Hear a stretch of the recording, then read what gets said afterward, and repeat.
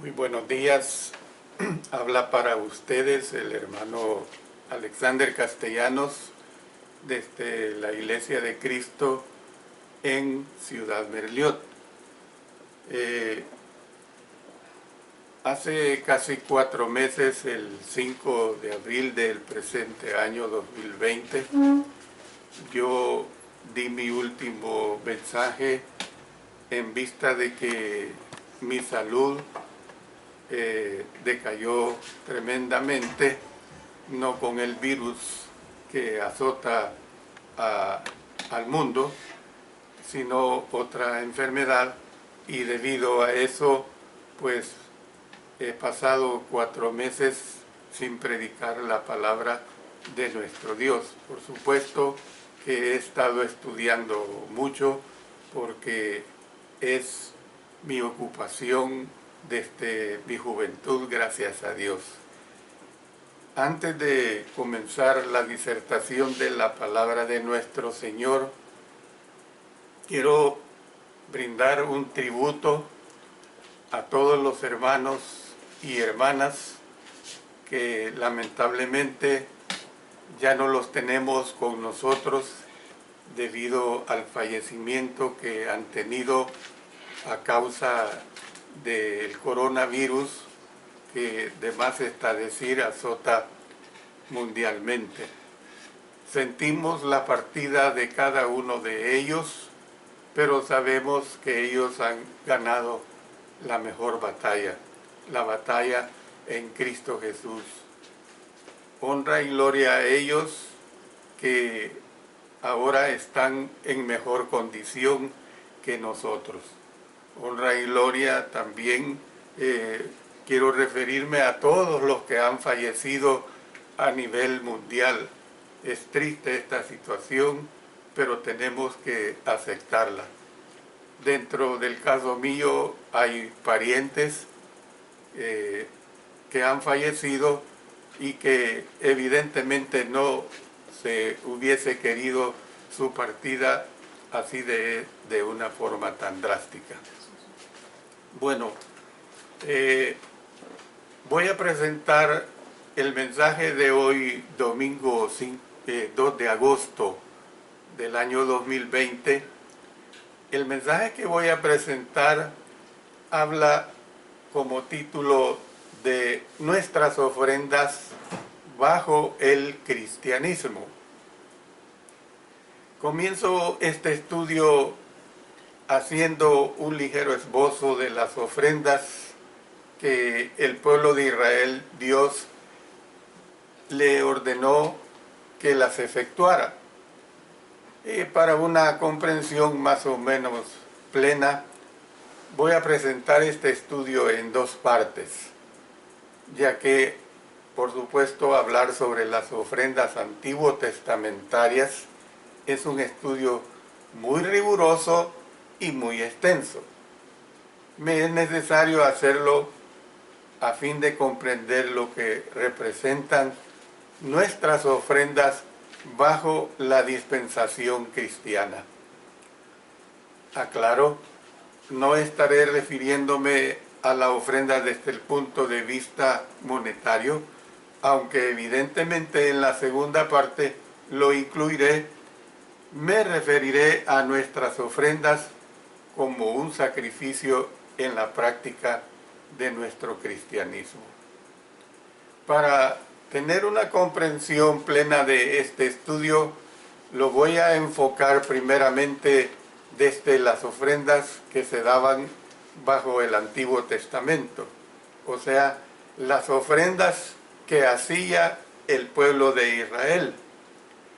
Las instrucciones iniciales sobre los sacrificios que se encuentran en Levítico capítulos 1 al 7 abordan 5 ofrendas: los holocaustos, ofrendas de flor de harina, ofrendas de paz, ofrendas del pecado y ofrendas por la culpa. Cada una de estas situaciones es un rubro que se tendría que dedicar por lo menos una clase a cada una de estas ofrendas.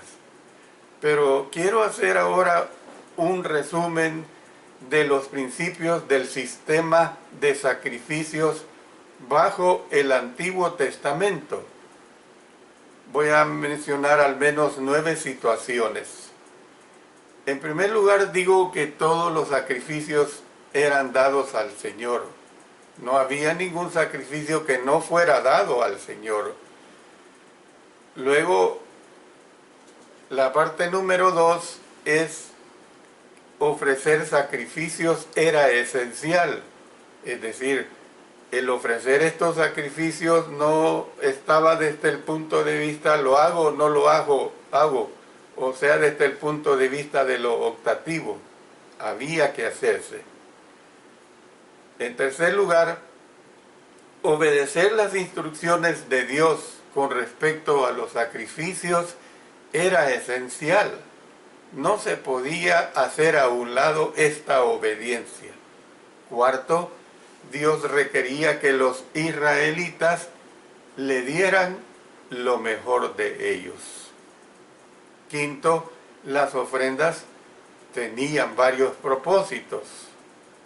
En sexto, como punto número 6, al poner las manos sobre los animales que eran sacrificados, los israelitas se identificaban con esos animales. En otras palabras, era como traspasar el pecado de ellos al animal. 7.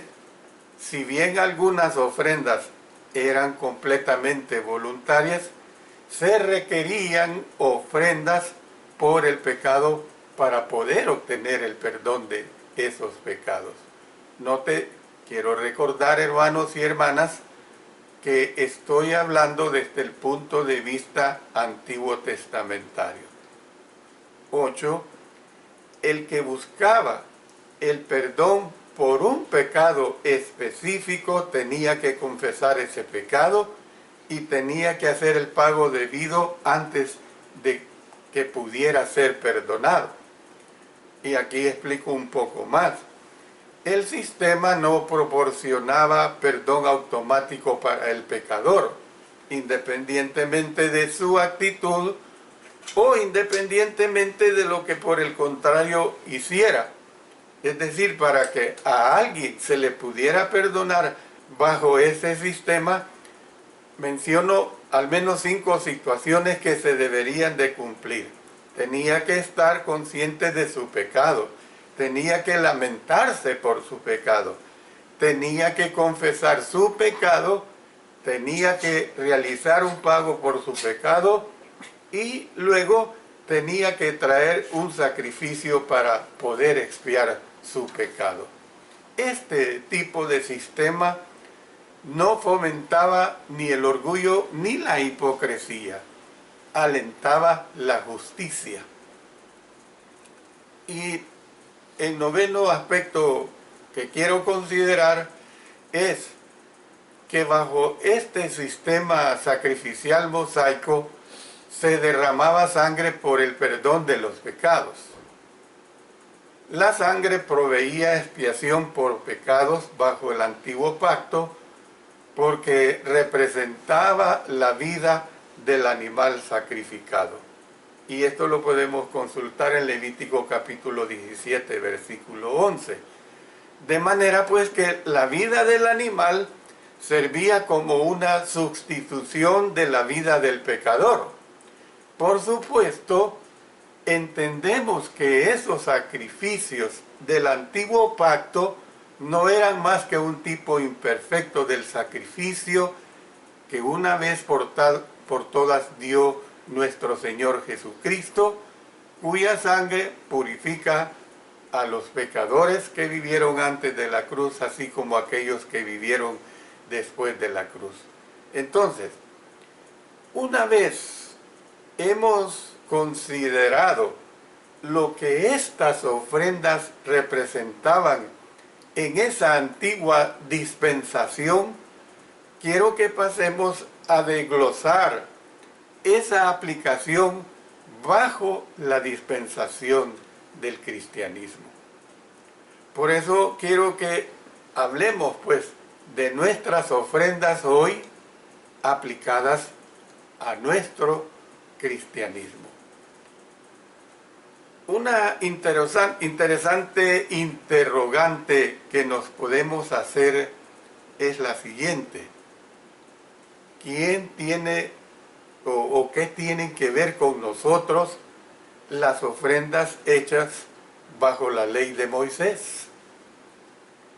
Uno se podrá preguntar eso, y a lo mejor usted, mientras me ha estado escuchando en estos pocos minutos, usted se podrá estar haciendo esta interrogante: ¿qué tienen que ver con nosotros las ofrendas hechas bajo la ley de Moisés? Bueno, obviamente, dado que la ley de Moisés ha sido quitada, su sistema sacrificial ya no está vigente, y por lo tanto no tenemos que hacer el mismo tipo de ofrendas que hizo la nación de Israel.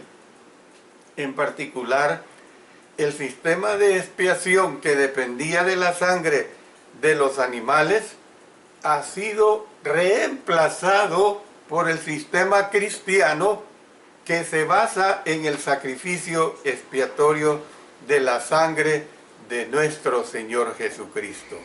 En otras palabras, pues, es la sangre de Jesús, no la sangre de toros y de cabras, la que quita nuestros pecados. Sin embargo, la idea de hacer sacrificios se encuentra tanto en el Nuevo Testamento como en el Antiguo. Los cristianos también, por supuesto, que hemos de ofrecer sacrificios. Y hagámonos esta interrogante: ¿qué sacrificios hemos de ofrecer? ¿Qué deberíamos darle a nuestro Dios? A partir de este momento voy a considerar 6 aspectos diferentes a los cuales le voy a dedicar el tiempo necesario para que, con la gran ayuda de nuestro Señor y del Espíritu Santo, tengamos una plena comprensión. ¿Cuál es el primer aspecto que quiero considerar en relación a qué es lo que nosotros deberíamos darle a Dios en relación a esos sacrificios que tenemos que ofrecer? Bueno, primero, nuestros cuerpos han de ser un sacrificio vivo. El Nuevo Testamento requiere que demos nuestros cuerpos. El apóstol Pablo escribió en Romanos 12, capítulo 12, versículo 1: así que, hermanos, os ruego por las misericordias de Dios que presentéis vuestros cuerpos, noten, en sacrificio vivo, santo, agradable a Dios, que es vuestro culto racional. Bueno, noten, en lugar de ofrecer cuerpos de animales, hemos de entregar nuestros propios cuerpos a Dios. En lugar de ofrecer cadáveres de animales muertos, hemos de entregar nuestros cuerpos como sacrificios vivos. No damos partes de animales muertos como sacrificios sobre un altar de holocaustos como lo hacían los israelitas bajo la antigua dispensación, sino que hoy hemos de dar un sacrificio vivo, es decir, todo lo que somos. ¿A quién? A nuestro Señor. Sigamos considerando. ¿Qué es lo que quiso decir el apóstol Pablo con su exhortación?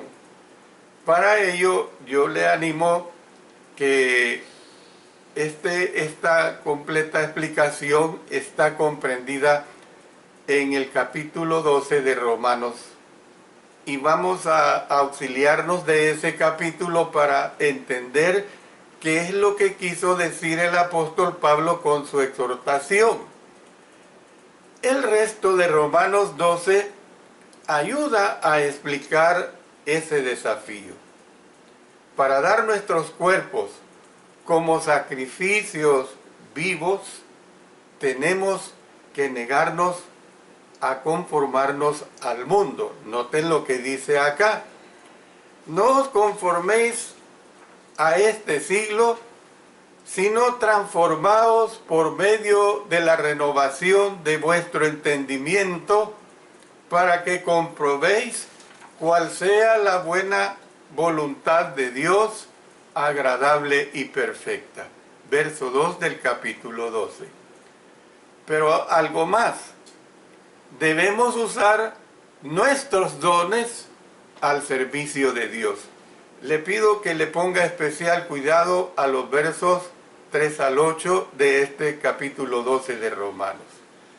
Digo, pues, por la gracia que me es dada, a cada cual que está entre vosotros, que no tenga más alto concepto de sí que el que debe tener, sino que piense de sí con cordura, conforme a la medida de fe que Dios repartió a cada uno.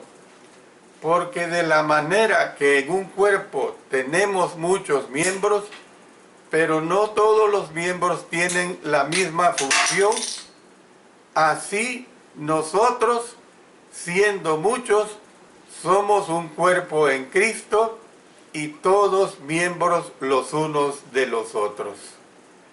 De manera pues que, teniendo diferentes dones, según la gracia que nos es dada, si el de profecía, úsese conforme a la medida de la fe, o si de servicio, en servir, o el que enseña en la enseñanza, el que exhorta en la exhortación, el que reparte con liberalidad, el que preside con solicitud, el que hace misericordia con alegría.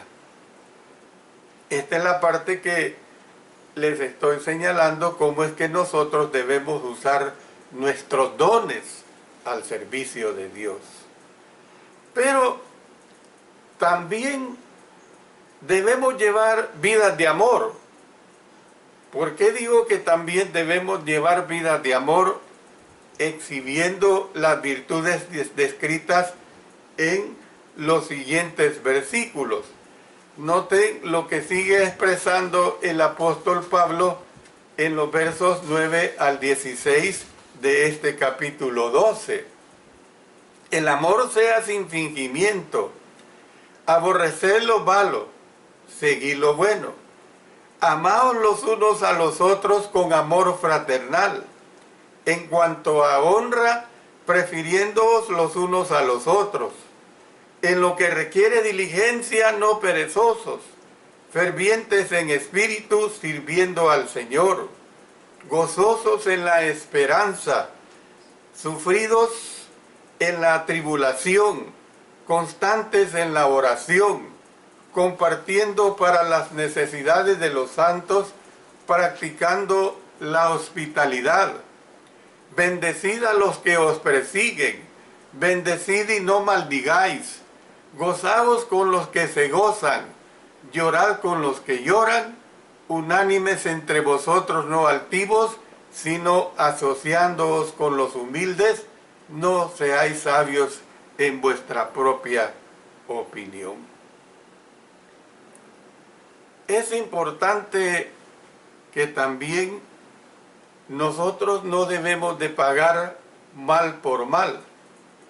Más bien, hermanos, hemos de vivir en paz con todos los hombres y devolver bien por mal. Noten, ya para concluir este análisis de Romanos capítulo 12, los versos 17 hasta el 21. No paguéis a nadie mal por mal. Procurad lo bueno delante de todos los hombres. Si es posible, en cuanto dependa de vosotros, estad en paz con todos los hombres. No os venguéis vosotros mismos, amados míos, sino dejad lugar a la ira de Dios, porque escrito está, mía es la venganza, yo pagaré, dice el Señor. Así que si tu enemigo tuviere hambre, dale de comer. Si tuviere sed, dale de beber. Pues haciendo esto, ascuas de fuego amontonará sobre su cabeza. No seas vencido de lo malo, sino vence con el bien el mal. Entonces, ¿qué podemos nosotros, hermanos y hermanas, concluir de todo este análisis de este capítulo 12 en relación a que nuestros cuerpos han de ser un sacrificio vivo? Bueno, ofrecer nuestros cuerpos en sacrificio vivo a Dios, en otras palabras, requiere que hagamos todo lo posible para llevar vidas cristianas fieles en todas nuestras relaciones. Pero ahora quiero que pasemos al segundo aspecto de poner nuestros cuerpos en sacrificios vivos. Y todo lo que estoy tratando, hermanos, tiene que ver con nuestra adoración al Señor cuando nosotros nos reunimos cada primer día de la semana. Y por supuesto, en cada reunión que tenemos, no importa, independiente del día que nos reunamos como hijos e hijas de Dios para escudriñar su palabra y edificarnos en ella. El segundo aspecto del sacrificio es que nuestras oraciones, póngale especial cuidado a la palabra oraciones, nuestras oraciones han de ser como incienso. Cuando usamos nuestras voces para orar a nuestro Dios, nuestras oraciones son consideradas como sacrificios dados a Él. En el libro de Apocalipsis, en el capítulo 5 y el versículo 8, leemos: y cuando hubo tomado el libro, los 4 seres vivientes y los 24 ancianos se postraron delante del Cordero. Todos tenían arpas y copas de oro llenas de incienso, que son las oraciones de los santos. Noten que son las oraciones de los santos. Noten lo que aquí se expresa. A las oraciones de los santos se les refiere simbólicamente como incienso. En el Antiguo Testamento, el incienso era ofrecido al Señor en el altar del incienso, que se ofrecía por los sacerdotes, y también era incluido con otras ofrendas en el altar del holocausto que se presentaba. Podría pensarse, por lo tanto, como un sacrificio ofrecido al Señor. Pero, ¿qué es lo que vemos? Que este texto sugiere que nuestras oraciones son como ofrendas de incienso a Dios, que sin duda proporcionan un aroma de olor grato. Usted sabe lo que es un olor grato. Un olor grato es algo totalmente agradable. Y así el Señor toma nuestras oraciones como olor grato que le complace, en otras palabras.